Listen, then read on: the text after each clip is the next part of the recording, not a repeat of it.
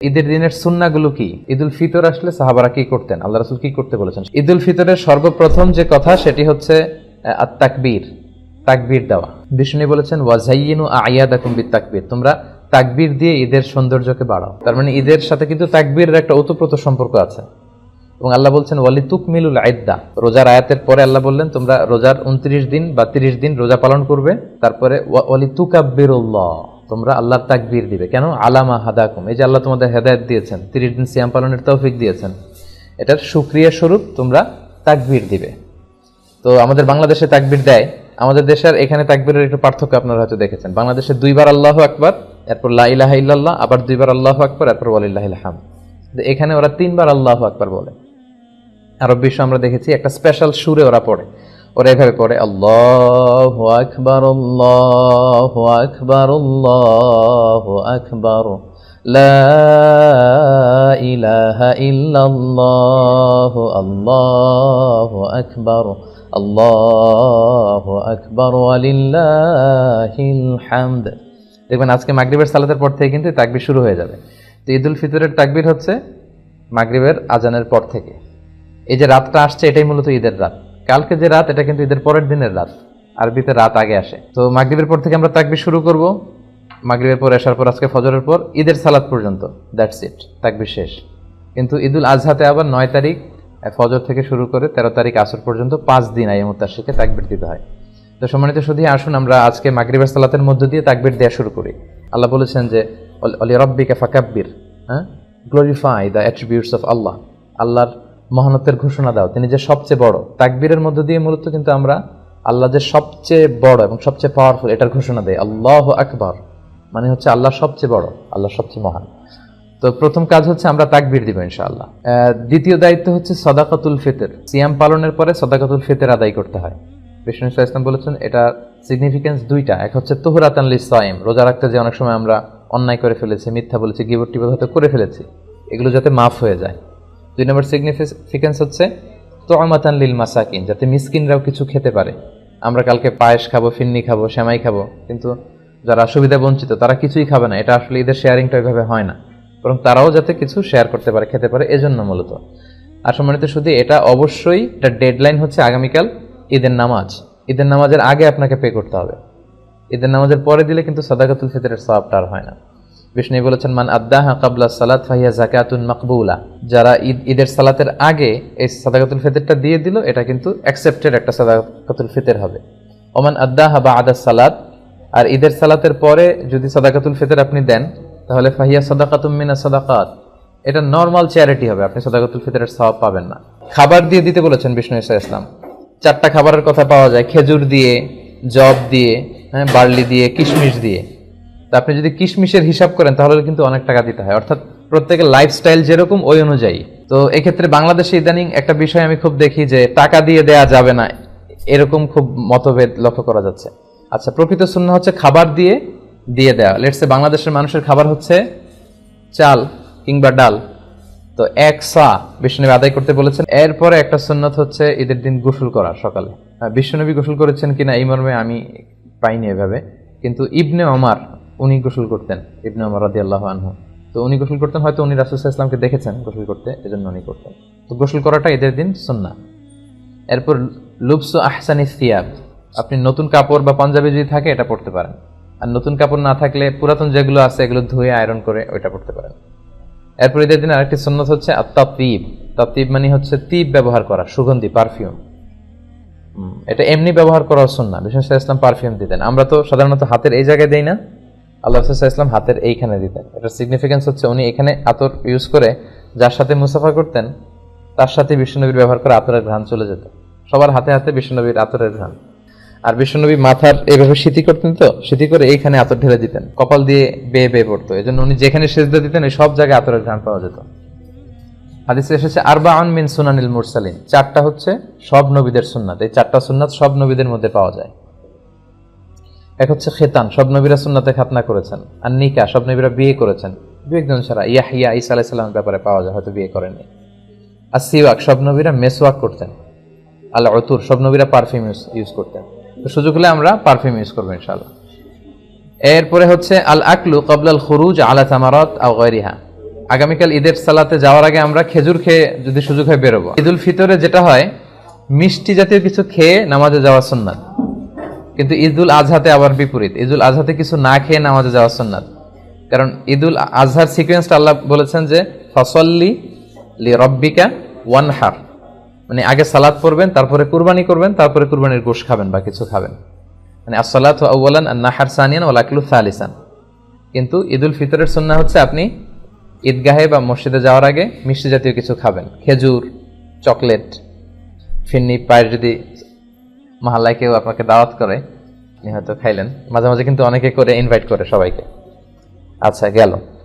এরপরে একটা সুন্নাত হচ্ছে ঈদের দিনের আয-যাহাব মিন তরিক ওয়াল আউদা মিন তরিকিন আখার, এক রাস্তা দিয়ে ঈদগাহে যাওয়া আরেক রাস্তা দিয়ে আসা। এটা হচ্ছে ইফ পসিবল, যদি সুযোগ হয়।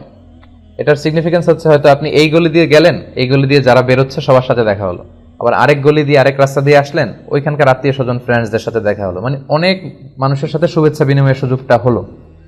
ঈদের দিন তো আনন্দের দিন, আনন্দটা বেশি শেয়ার করার সুযোগ হচ্ছে এই কারণে।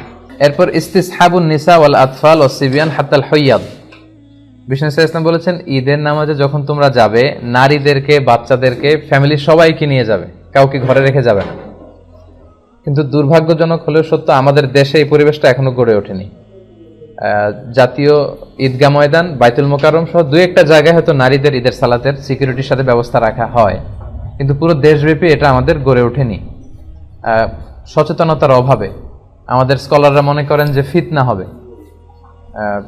ঈদের 2-3 দিন আগে শপিং মলগুলোতে হাঁটা যায় না নারীদের কারণে, তারপর রাস্তাঘাটে, তার পয়লা বৈশাখে আমাদের বোনরা ঠিকই সেলিব্রেট করে, বাট ঈদের ক্ষেত্রে কিন্তু ওনাদের বঞ্চিত করা হয়, বলা যে মসজিদে যাওয়া যাবে না, ফিতনা হবে। তো এটার ব্যাপারে সচেতনতা দরকার এবং তাদেরকে একটা সুন্দর সিকিউর প্লেস করে দেওয়া দরকার যাতে করে তারা যেতে পারে। বিশ্বনবী এটাকে এত গুরুত্বপূর্ণ বলেছেন, বিশ্বনবী বলেছেন হাত্তাল হুইয়াদ, মেনস্ট্রুয়েশনাল পিরিয়ড চলছে যে নারীদের মাসিক, তারাও যাবে। কারণ তারা এটা থেকে বঞ্চিত হবে কেন? কারণ এত বড় গ্যাদারিং বছরে হয় 2টা, তখন খতিব সাহেব মুসলমানদের বিভিন্ন ক্রাইসিস, সমস্যা, সম্ভাবনা নিয়ে কথা বলবে, মোটিভেশনাল কথা বলবে, আমাদের মুসলমানদের কি সমস্যা যাচ্ছে, কি ক্রাইসিস আমরা পার করছি, হ্যাঁ, এই বিষয়গুলো নিয়ে বাৎসরিক একটা মোটিভেশনাল কথা ইমাম বলবেন। তো ওটার থেকে যদি আমাদের বোনেরা বঞ্চিত হয় তাহলে উম্মাটিক ডেভেলপমেন্টটা আমরা করবো কিভাবে? তো সবাইকে একসাথে করতে হবে, সবাই। এজন্যই বিশ্বনবী বলেছেন যে পিরিয়ড যাদের চলবে ওই নারীরাও আসতে হবে। এক মহিলা সাহাবী বললেন, ইয়া রাসূলুল্লাহ, আমাদের অনেকের হেজাব নেই, জেলবাব নেই, আমরা কিভাবে যাব?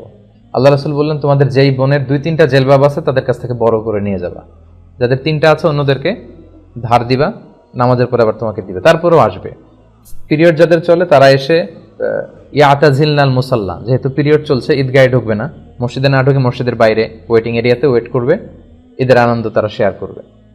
ওয়াশতারিকনা দাওয়াতাল মুসলিমিন, ইমাম সাহেবের দোয়া, মুসলমানদের দোয়াতে শরীক হবে। লেটস সে কালকে ইনশাআল্লাহ সকাল 7টার দিকে দেখা যাবে যে 8-10 হাজার লোক এখানে জড়ো হবে। তো শুধু যদি আমরা আসতাম, আমাদের বোনরা বা ভাবিরা যদি না আসে, তাহলে ঈদটা কেমন যেন মনে হচ্ছে যে পরিপূর্ণ হচ্ছে না।